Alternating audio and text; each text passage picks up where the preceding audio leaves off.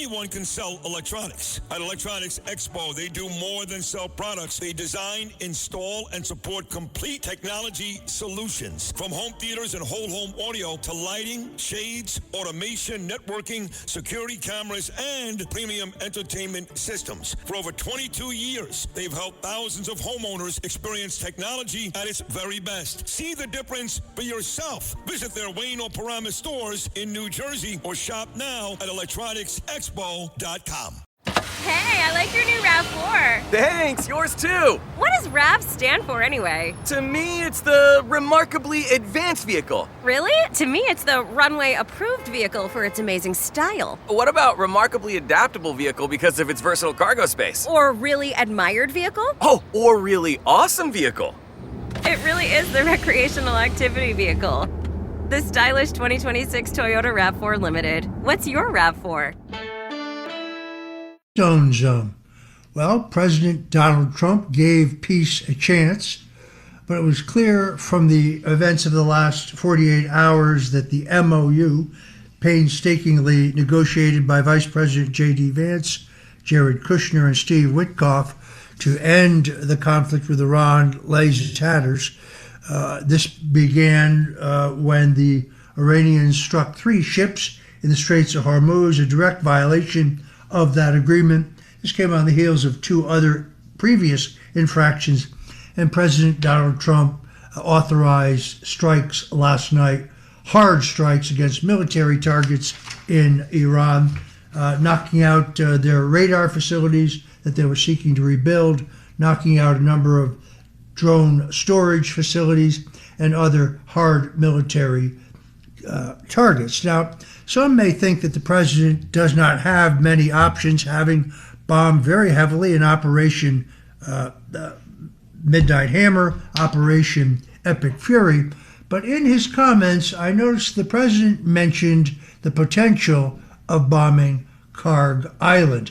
Now, Americans would be wise to begin paying very close attention to this small, rugged island in the northern Persian Gulf that few could locate on a map only weeks ago. That is, of course, Karg Island. And it's nothing less than the main distribution center for the Islamic Republic of Iran's oil. Karg Island stands as one of the most consequential strategic locations in the entire Middle East. If Iran's regime derives financial oxygen from oil imports, then Karg Island is the lungs through which that oxygen flows. At this point, most of their exports, almost 80 to 90%, are going to China. Should anyone doubt the urgency of understanding its importance, facts about Karg Island reveal why this isolated outpost has become such a critical focus of geopolitical scrutiny. So far, the president has only bombed the periphery of it. He has not destroyed the actual facility. Karg Island is a continental limestone island located in the northern Persian Gulf, approximately 30 kilometers, that's about 18 miles, off of Iran's coast. It sits northwest of the port of Bashir and about 483 kilometers, that's roughly 300 miles, northwest of the Strait of Hormuz. The tiny island measures roughly 8 kilometers in length, 4 to 5 kilometers in width, covering an area of only 6 or 7 square miles. Its rocky limestone terrain collects fresh water in porous foundations, making it one of the few islands in the Gulf with natural freshwater resources capable of supporting human settlement. It's actually perfectly situated for the Islamic Republic of Iran's nefarious purposes. Its population exceeds only about 10,000 residents. The island extends Iran's territorial sea claims deeper into the Persian Gulf and sits amid some of the most valuable oil infrastructure in the region. The economic and strategic importance of Karg Island cannot be overstated. Karg Island serves as Iran's primary offshore crude oil export terminal and historically has handled about 90 to 98% of the country's crude exports. The island's loading infrastructure is capable of exporting roughly 7 million barrels of oil per day through specialized terminals, Trump referred to them in his remarks as the pipes, and Sea Island loading platforms located on the island. Pipelines connecting the island directly to mainland oil fields in Kyrgyzstan, as well as underwater reservoirs beneath the Gulf itself, make it crucial.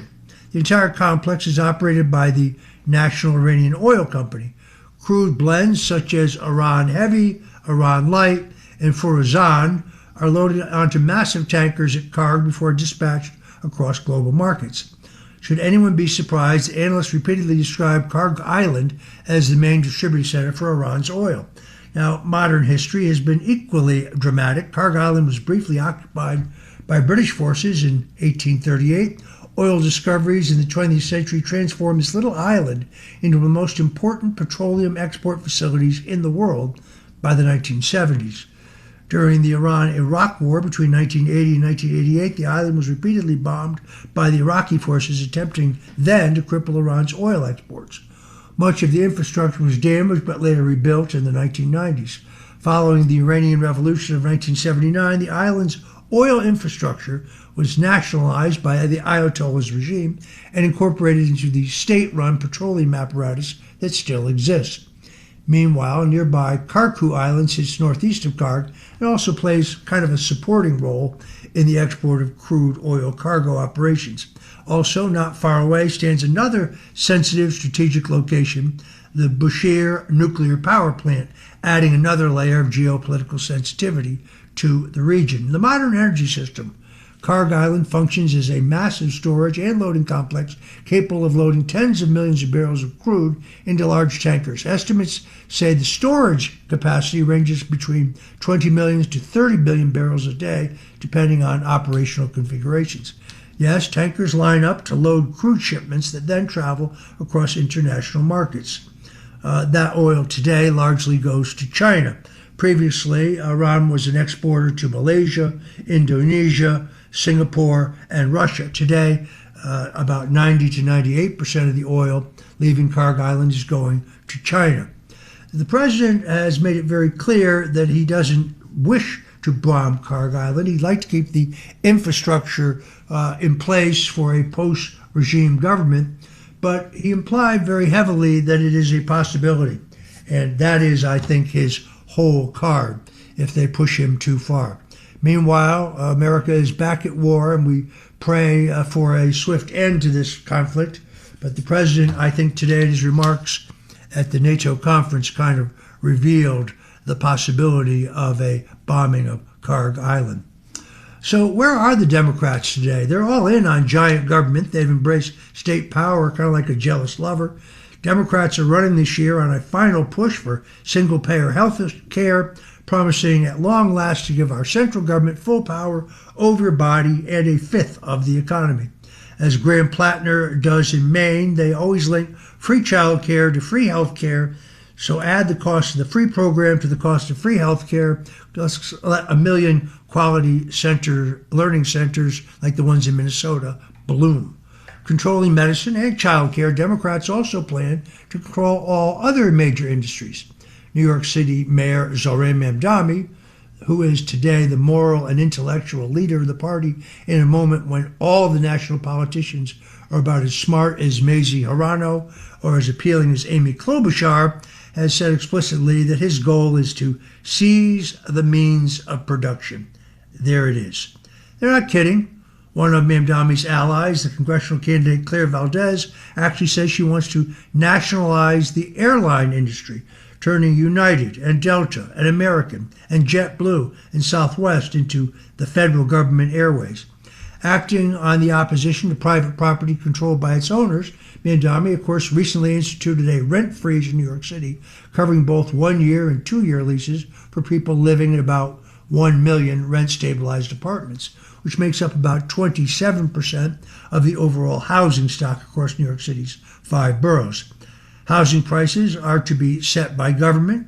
Where you live and how much you pay for it should be a government program, according to the Democrats. This transition to government-managed housing will intensify in a hurry.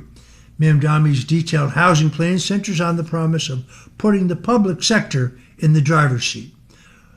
Opposing private industry, Democrats oppose the private wealth it produces. In the People's Republic of California, a proposed tax on the net worth of billionaires is quickly drifting downward. A July 2nd essay from I spoke of yesterday by California Congressman Ro Khanna, a spectacularly cynical Silicon Valley Democrat, called for a dramatic expansion of federal welfare programs on the backs of a federal tax that has to reach all fortunes $50 million and up. Wealth is for government, you see. It has to be transferred into the hands of centralized power to give the masses their free programs. In his distasteful speech on Independence Day, Mamdani depicted an America defined by terror, oppression, and an oligarchic theft. We see the wealthiest country in the history of the world, one where children go sleep hungry while the world's first trillionaire hungers for more, he said. We see monopolies that dominate every industry and oligarchs who buy elections. We see masked agents terrorizing our streets, eating food cooked by undocumented neighbors before spiriting them away in unmarked vans. Of course, none of that means anything at all. Monopolies dominate every industry. How many airlines can you choose from again? How many competing companies offer you gas for your car?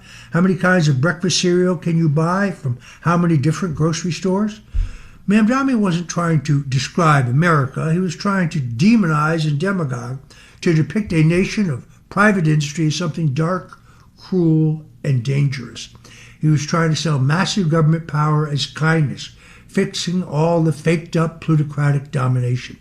This is where the Democrats are. They're all in on giant big government. They're entirely opposed to private property, private enterprise, and, yes, private lives.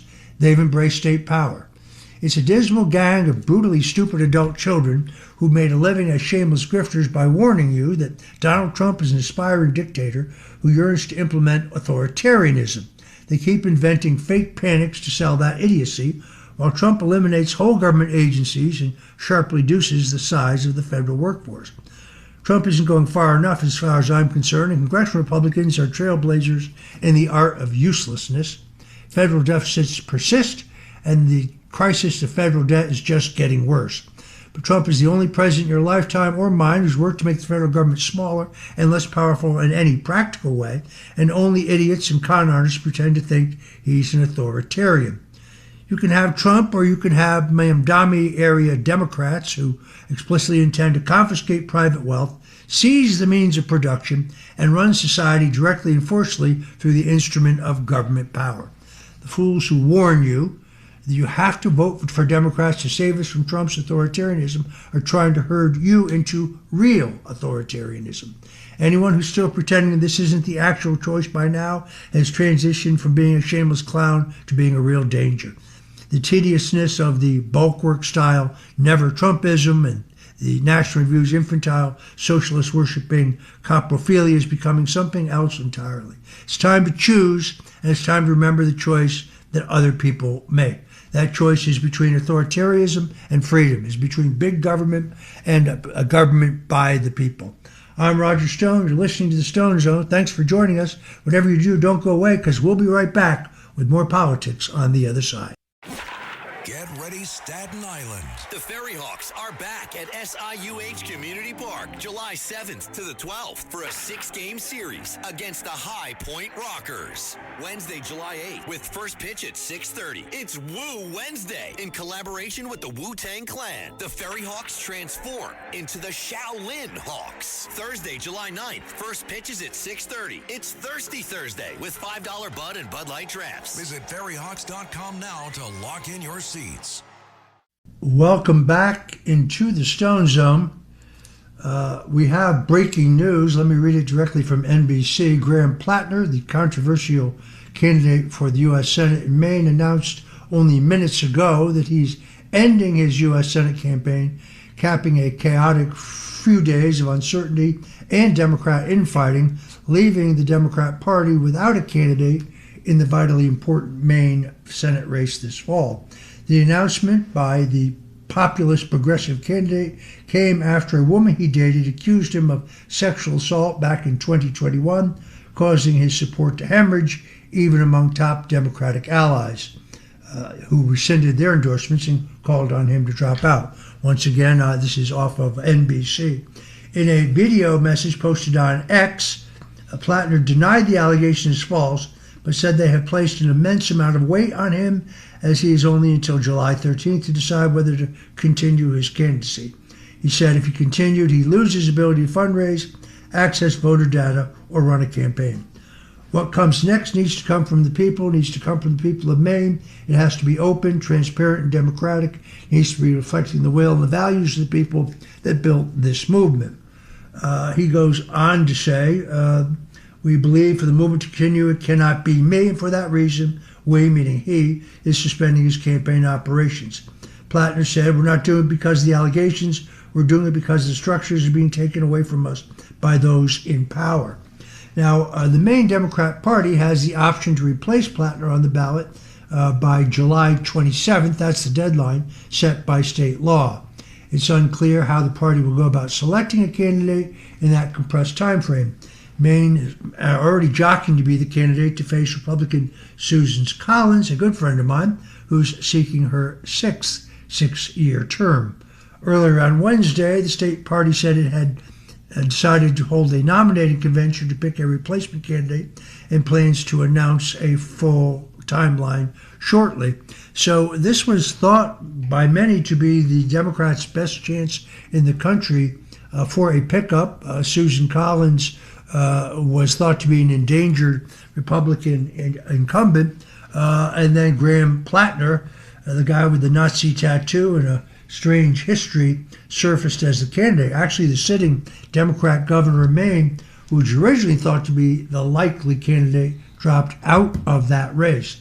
Plattner's exit came after Chuck Schumer and the Democrat National Party warned in no uncertain terms that they will not invest in the Maine Senate race if Plattner remained on the ballot. So within hours of Politico first reporting the allegations by the ex-girlfriend on Monday, Senator Liz Warren, who had visited Maine to campaign for Platform, called for him to drop, as did Congressman Ro Khanna, calling the allegations serious and credible. Ruben Gallego himself, no paragon of virtue, also called for Plattner to drop out. Even Bernie Sanders weighed in, although Plattner had cited Sanders as his political lodestar. So this is a shocking but important development. It's a difficult situation for the Maine Democratic Party because party operatives don't have enough time for a full primary campaign. Many may see it as a lifeline to find a less flawed nominee with a fighting chance of defeating Collins, who was, again, first elected in 1996, last won re-election in 2020. Democrats need a net gain of 4 seats to capture control of the Senate this fall. Apart from Maine and North Carolina, all their opportunities come in states that President Trump carried by double digits in 2024, those being Ohio, Iowa, Alaska, and Texas. Big blow to the Democrats. I'm Roger Stone. Listen to the Stone Zone, and we'll be right back.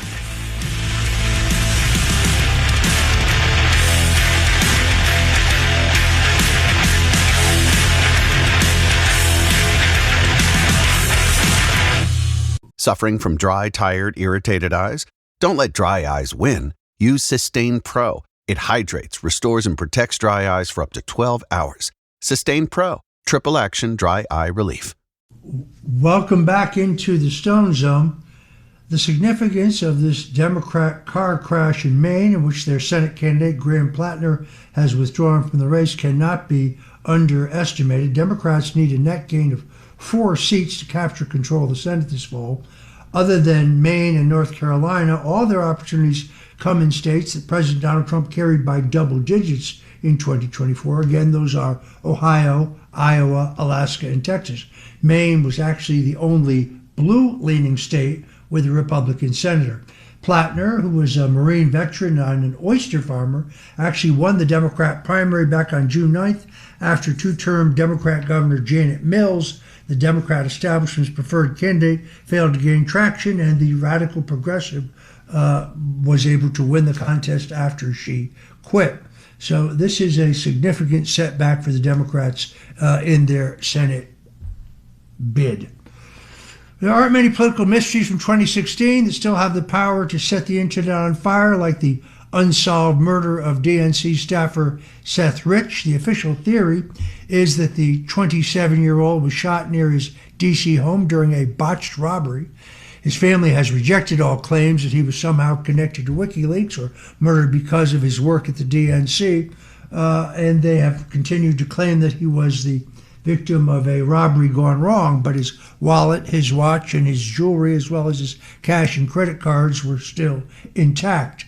Questions never went away, mostly because so many details surrounding that case were sketchy and made no sense. Seth Rich was killed less than 2 weeks before WikiLeaks began publishing thousands of internal Democrat National Committee emails that literally rocked the 2016 election and exposed the Democrats' bitter and Hippocratic internal struggle, which they had to change their party rules to guarantee that Hillary Clinton would defeat Bernie Sanders, who wasn't even a Democrat a year before he had run for the Democrat nomination. As a result, a theory emerged that emails WikiLeaks released hadn't come from Russia, but came from someone inside the DNC. In fact, it was in my trial that the FBI was forced to admit that they had never actually inspected the computer servers of the Democrat National Committee. The underlying theory of my federal trial, in which I was accused falsely of lying under oath to cover up Russian collusion that we now know categorically never existed, there was never any evidence produced at my trial of an actual online hack. In fact, the judge refused to allow me to introduce forensic evidence or expert testimony, which I could have proved that there was never any online hack. This idea that the WikiLeaks releases came from someone inside the DNC was tied to Seth Rich's name. Many believe to this day that he was the insider who leaked the emails after his candidate, Bernie Sanders, was ousted by Hillary. Now, there's never been any public proof of that claim, and some people who know Seth claim that he wasn't a disgruntled Bernie beau. But then, of course, Julian Assange entered the conversation, and things got a lot more curious. Assange did something then that he never does. He spoke out about a source. He publicly denied that the Russian government or any other state actor was his source.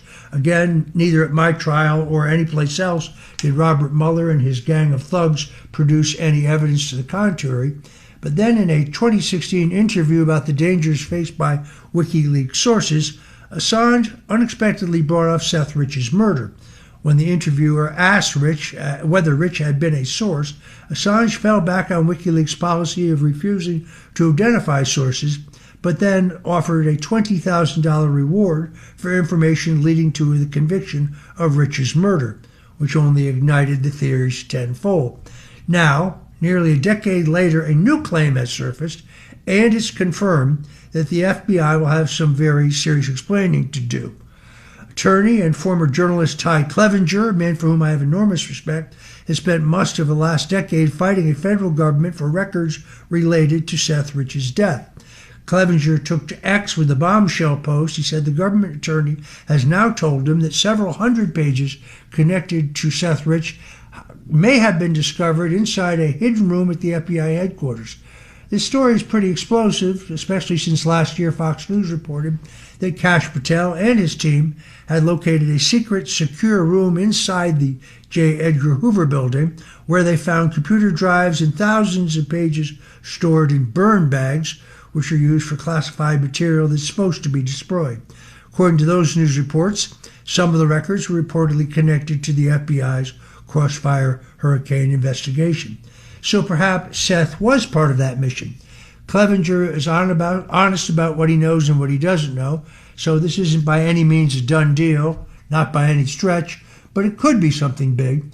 He hasn't, of course, received the documents, doesn't know what they contain, and doesn't know if the FBI will release any of them. As it stands right now, he's just reporting what he says a government attorney has told him. However, there's a bigger fight going on about records related to the Seth Rich case.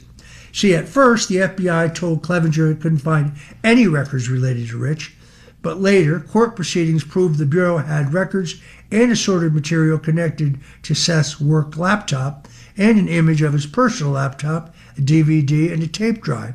They had all previously denied having any of those. Later, a federal court ruled the FBI improperly withheld that material and ordered the Bureau to provide additional information about what it had. So this is a story that we are going to be watching very carefully. One thing is for sure, the FBI's handling of the records is no longer a conspiracy theory. The Bureau once said it couldn't find anything related to Seth Rich.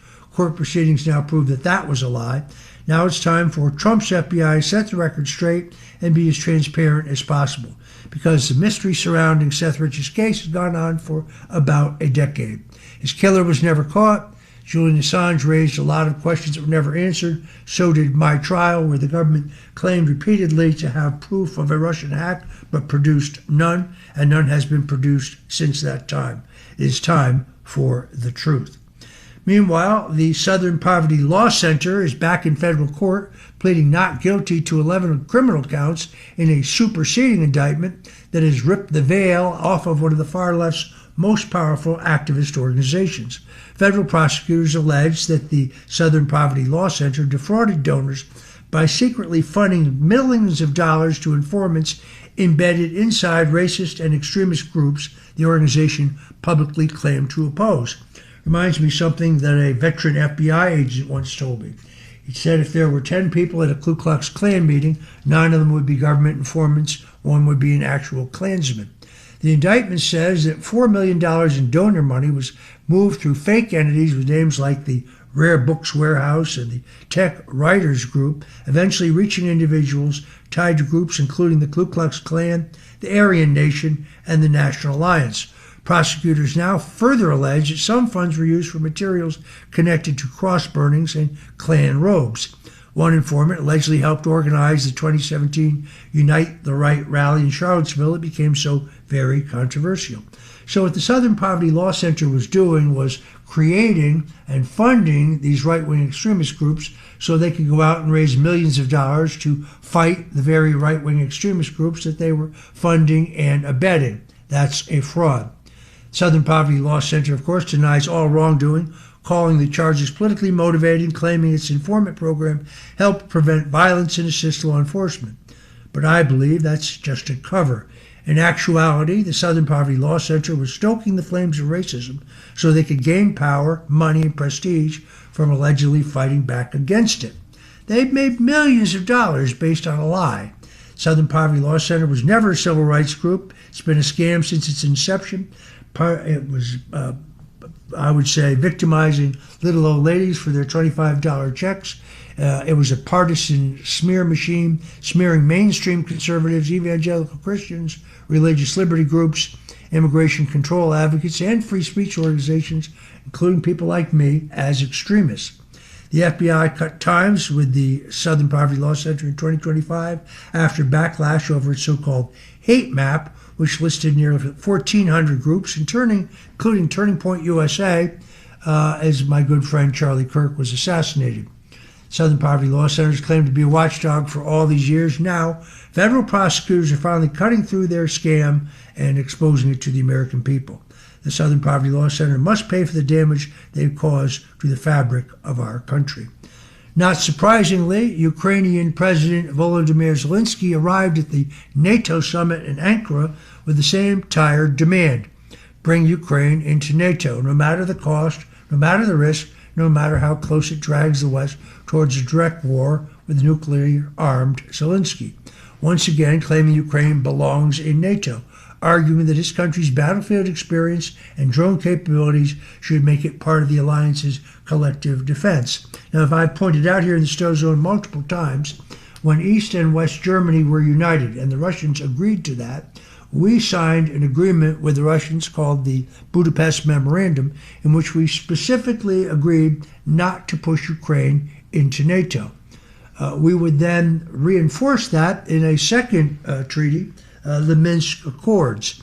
So when Joe Biden sought to push Ukraine into NATO, he was in violation of both those agreements, and that was the line in the sand for the Russians, as Vladimir Putin made clear many times. Now, people here will say, "Oh, Stone, you're a Russophobe, you're a Russian agent," so on. Look, my family was mowed down by Russian tanks in Budapest in 1956. But I also understand that we had agreed in 2 treaties not to push Ukraine into NATO, and then we did so. This was the work of Joe Biden and Antony Blinken. Standing among Western leaders, including President Trump, Zelensky in Ankara once again claimed that Ukraine belongs in NATO, arguing that his country's battlefield experience should make it part of their defense. That argument is exactly the problem. Ukraine is already tied to Western weapons, intelligence, satellites, and funding. Making that arrangement official would not strengthen NATO, it would turn a proxy war into a potential world war. NATO has already provoked Russia by expanding beyond its bounds and violating its word. Adding Ukraine to the organization would put Russia's back against the wall, and the consequences could be dire for mankind. Zelensky also boasted about Ukraine's drone strike capability while admitting that Europe must urgently build more anti-ballistic missile systems to counter Russia. So in other words, he wants credit for military strength while asking the West for even more protection, more weapons, and of course, more money. Vintage Zelensky. Moscow, meanwhile, is now openly describing the conflict as a real war, citing Western involvement from Washington, Berlin, Paris, and other capitals. Russia's central demand remains unchanged. Ukraine must permanently abandon NATO ambitions. Yet Zelensky keeps pretending NATO membership is realistic, responsive, imminent, or even in keeping with the agreement signed by the United States. It is not. In my view, it is delusional. European leaders know the truth, even if they won't say it plainly. Fast-tracking Ukraine into NATO would force Americans and Europe to defend every inch of Ukraine as alliance territory. Zelensky has proven that he does not care about the Ukrainian people. This is not about democracy. He has postponed any elections because he knows if elections were held, well, he would lose. His delusions have sent thousands of men, now younger men, to premature death. Zelensky will be lucky if he's not dragged into the streets and brought to justice publicly and brutally when all this nonsense comes to an end. That is how unpopular he is among his own people. It goes to the larger question, of course, whether NATO has outlived its usefulness. I could understand the purposes of NATO in the immediate aftermath of World War II, when Europe was essentially decimated and America was still economically relatively strong. Then I could understand why we paid for the defense of the NATO countries. But during Donald Trump's first term, he kept a vow that he had made as early as 1988. It was time for our NATO allies to pay their fair share. During Trump's first term, he collected $650 million from our NATO allies who were delinquent in paying for their own defense. And now a new poll confirms that Americans are growing increasingly distrustful of the NATO alliance. According to reporting by Politico, only 43% of Americans believe European NATO members would actually come to the aid of the United States if America were attacked by a foreign adversary. That's a devastating number for an alliance built on Article 5, the so-called Mutual Defense Guarantee. I mean, for decades, American taxpayers have poured trillions into NATO, underwriting Europe's security while too many European nations neglected their own defense. Now, after years of lectures from arrogant globalist bureaucrats in Brussels, the American people are asking the obvious question. Why are we still paying to protect countries that may not protect us? We saw this recently in our assault on Iran, where countries like Italy would not allow us to use our bases, or Germany, or France, or would not support our efforts in that war. We saw how few countries helped us to try to destroy terrorism in Iran. There's no reason to think it would be any different if we faced attacks on our own shores. President Trump, my opinion, is right to challenge the arrangement. He's repeatedly warned that America carries the burden while Europe enjoys the benefits. Even now, NATO officials talk about Europe taking over more of its own defense. Let's hope they can go back to the status quo as soon as President Trump is out of the office, but perhaps not.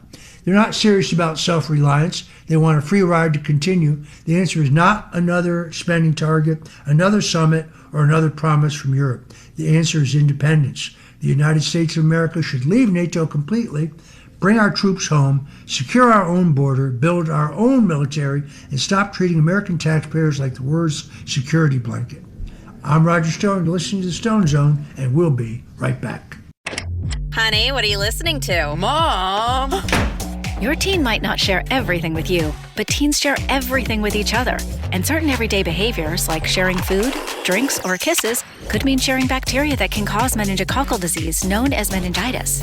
Although meningitis is uncommon, about 1 in 10 who develop it will die. Ask your teen's doctor about missing meningitis vaccinations. Learn more at meningitis.com. Vaccination may not protect all recipients. Sponsored by GSK. Job site. Moved. Your crew needs 4 more rooms. Tomorrow. If you booked on your own, you could be left high and dry. But you booked with Engine. Found the right hotel with one click and avoided cancellation fees. Because Engine lets you do that, too. Yes change, no charge. Engine. Free to join. Flexible when plans change. Teams travel spend. Managed. Head to engine.com/flex to get started. Starting a business can seem like a daunting task, unless you have a partner like Shopify. They have the tools you need to start and grow your business. From designing a website to marketing to selling and beyond, Shopify can help with everything you need. There's a reason millions of companies like Mattel, Heinz, and Allbirds continue to trust and use them.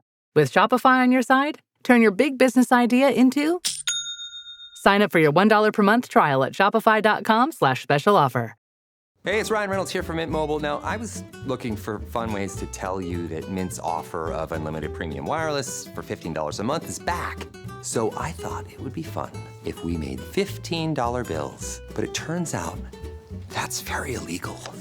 So there goes my big idea for the commercial. Give it a try at mintmobile.com/switch. Upfront payment of $45 for 3 months, $90 for 6 months, or $180 for 12-month plan required. $15 per month equivalent. Taxes and fees extra. Initial plan term only. Greater than 50 gigabytes may slow when network is busy. See terms. Welcome back into the Stone Zone. Well, the family of George Soros is once again showing America what elite power really looks like up close. George Soros and his sons, Alex and Gregory, have reportedly purchased 18 plots of land on Shelter Island, a quiet Hamptons community of roughly 8,000 acres. According to the New York Post, that buying spree now makes the Soros family the island's largest private landowner, and some residents are not happy about it. Locals fear the billionaire's family arrival will drive up costs, reshape the community, and push ordinary residents aside. Not to mention the weird rituals that may be going on in there. The residents of the Hamptons have already seen what happens when ultra-wealthy outsiders move in with their lawyers, contractors, cameras, and political muscle. Residents say local workers, including plumbers and maids, have been required to sign non-disclosure agreements before working on the Soros properties. Surveillance cameras have reportedly appeared on local streets, raising privacy concerns in a small island community accessible only by boat. In one case, the family allegedly bought multiple homes along a single road and sought permission to install a fence that would block access from other residents. Locals say that construction projects have already disrupted the island's peace, including plans for one of the largest swimming pools on Long Island.